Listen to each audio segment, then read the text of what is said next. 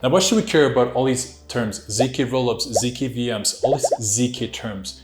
I mean, I'm still trying to wrap my head around the FTX and the crypto crash, and what the hell I'm gonna do with my crypto portfolio. It's not your fault. Don't fuck with me, all right? Now, today in a few minutes, I will explain why should we care about all these zk terms and explain the terminology and do a quick demo of zkSync and Polygon. And I'm gonna break it down into these chapters, so feel free to skip around. Now let's get into it. So why should we care? Well, Ethereum is the most popular chain for making decentralized application out there, but it's reliable, but it's kind of slow. It's about maybe 13 transactions per second. Now also, if a lot of people are trying to transact on ETH, the transaction fees sometimes go into the tens or even hundreds of dollars. So Vitalik Buterin, the founder of Ethereum, and also the Ethereum Foundation, they're working on speeding this up, but it will take time. Now Ethereum is considered a layer 1 blockchain. Now, if we're trying to compete with the Visas and the MasterCards of the world, we need to pump those numbers up into the thousands of transactions per second, if not more. And we also want to lower the fees. Now, a bunch of brands are starting to experiment with Ethereum-based solutions like JP Morgan, Starbucks, Instagram, Reddit, and so on. Now, zkRollups, and don't worry, I will explain what it means in a minute, but zkRollups by many experts is considered the holy grail of scaling. Here's Vitalik himself casually chatting about it. zkRollups, like once you accept that the technology works, are just like conceptually simpler and they have nicer properties. Now the scaling benefits of zkRollups are very dependent on chain, but generally it's about 100x improvement, which is in line with Visa and MasterCard. Now when you can successfully scale Ethereum and have magnitudes of better performance and similar security, it's a big deal. So whoever comes up with the best solution fastest will probably have a disproportionate share of the market. So if you're on Twitter, you'll probably see spicy competition between the different players. We have Polygon, zkSync, Arbitrum, Starknet, Scroll, and tons of others. Now that we have the bare basics of Ethereum layer 1, let's do zkRollups. Whoa. Now before we get to the zk part, the zero knowledge part, let's define what a rollup is. I mentioned before that Ethereum is layer 1. Well, a rollup is a layer 2 because it sits on top of Ethereum. Now the purpose of rollups is to speed up transactions and offload computation of the main chain, in this case Ethereum, because remember, it's slow. Now the way we do this is instead of directly publishing on Ethereum, what you do is you create a system where you send a transaction to an aggregator or a layer 2. Now these layer 2s, they strip out the data and keep the most important parts and compress it by a factor of 10. Now the second thing that rollups do is they process transactions offline from the main network. And they bundle or they roll up these transactions into a single block, and then they send the block back to layer 1 for final publishing.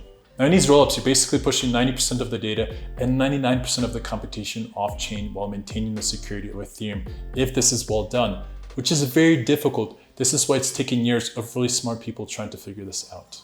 Now there are two types of rollups. The first one is optimistic rollup. Now, optimistic rollup is basically when somebody or system says that this is the result of these transactions, and they send this to an aggregator or a layer 2. Now, the rollup is optimistic in its data request and accepts it at face value, but someone else can disagree and send a different set of transactions that differ. Now, only if there's a disagreement do you publish all the transactions and confirm who is correct. Now, these rollups make publishing the incorrect transaction expensive and penalize the system doing it, so disagreements are rare. But you have to wait up to a week before you can move funds from a layer 2 to a layer 1 in rollups, which I don't know if you've seen any of these bank runs with FTX, BlockFi, and so on.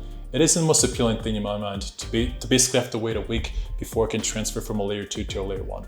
Now, Lex Friedman's podcast with Vitalik about a year ago, he explained this in greater detail, so I'll link this in the description.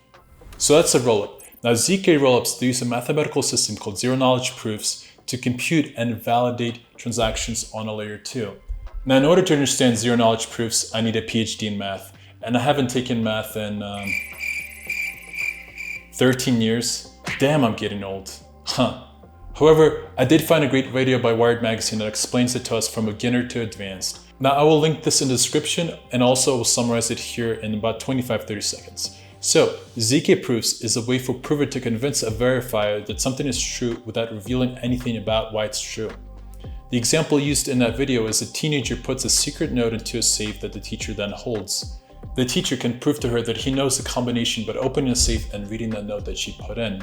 Now, he revealed nothing to her about the safe or the combination, but he proved to her that he knows it. Now, the explanation is a bit simplistic, but in 25 to 30 seconds, it covers the main gist of it.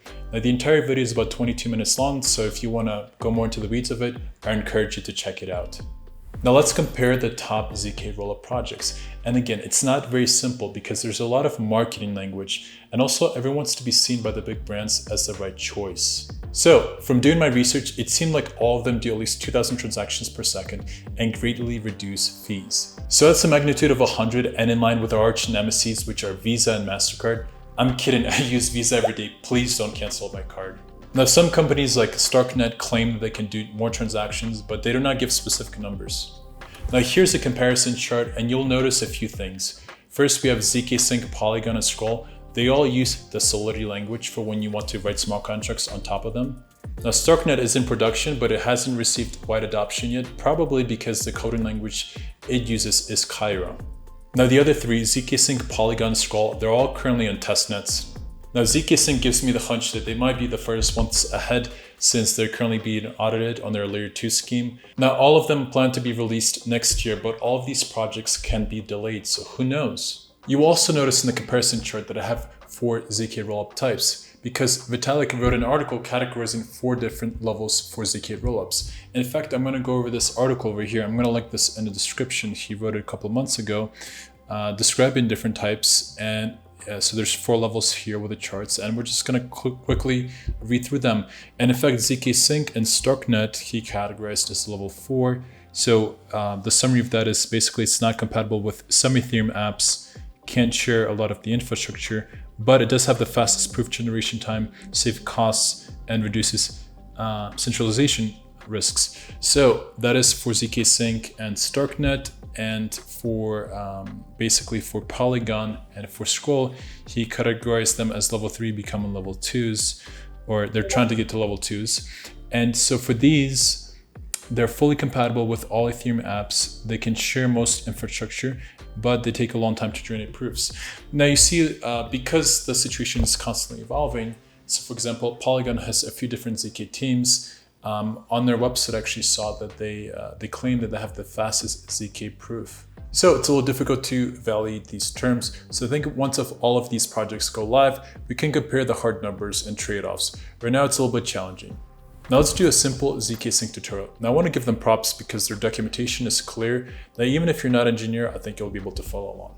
So let's get into it. So right now I navigated towards the JavaScript SDK section, and I'm going to skip a few things.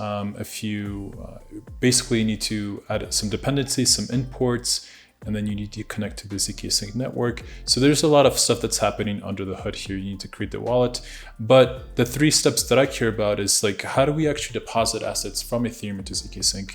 And it defines that here with just a few lines of code. And then we're going to scroll further down, a little more code. And then we can check the account balance, and then we can make a transfer in zkSync. 2 more lines of code, which it all looks very clean, and all things considered, this is not a lot of code for such a complex sort of transaction and interaction.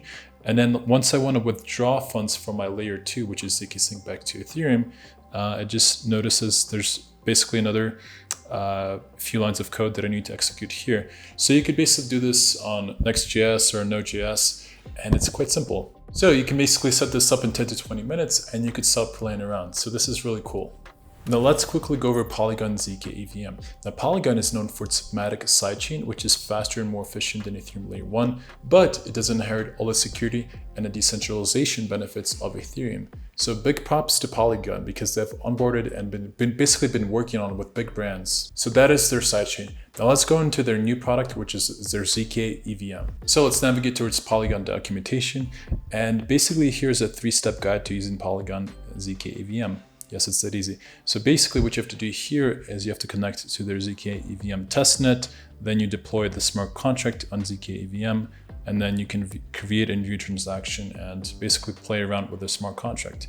Now they currently don't have a JavaScript SDK yet, but I'm sure they're working on it. They said they want to release in Q1 of 2023, so by this time the documentation will be a little more fleshed out. Now to summarize, I just want to give thanks to all these companies for creating the zk technology. In the next few years, they're probably going to be a market winner, and whether it's zkSync, Polygon, StarkNet, Scroll, whether it's optimistic rollup like Arbitrum, the market will decide. Now I will continue to explore these technologies. Now once the L2 chains are fully in production like zkSync, Polygon, and Scroll, And then it will be a lot easier for me to compare the use cases and the speed and so on. Right now it's a little challenging because these things are being actively built on and they're changing. So that commutation I went over will probably change next year.